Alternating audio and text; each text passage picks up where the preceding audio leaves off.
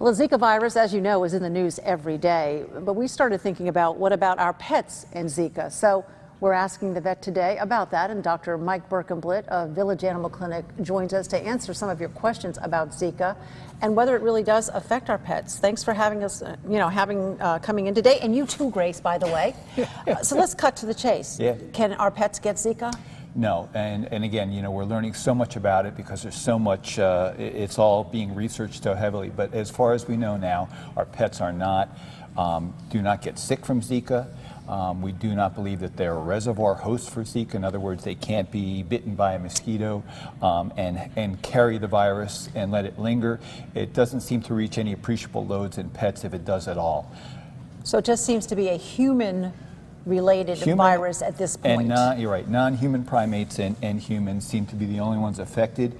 But again, this is what the CDC and veterinary researchers say, so it's not something that we currently know that does have an impact on pets, but we're going to learn more. But I'd say right now there's really no reason to be very concerned. But people are out and they say, I go outside, I want to make sure the bugs don't bother my pets, Right. So I spray myself with a DEET related spray. Right. Can I spray that on my pet? No. So no, DEET's it's bad for idea. animals? Yeah, it's very toxic to animals.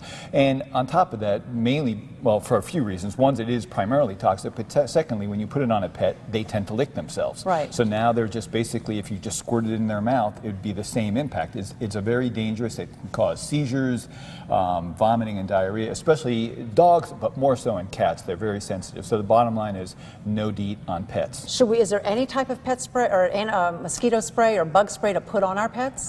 Not really. I think, and again, we worried about heartworm in our pets from mosquitoes, but that's sort of a different thing. So we're not that concerned with them getting an infection with Zika. So I'd say if you have your pet on heartworm prevention, if you do have mosquito bothering your pets, you're probably doing fine. Okay, well, that's what I was going to ask you. Do mosquitoes or any other insects have any impact on our pets? Mostly the mosquito-borne diseases that we're aware of are primarily heartworm. And other than that, I'm not really coming up with anything off the top of my head. And for anyone who doesn't know about heartworm, you need to do what with your...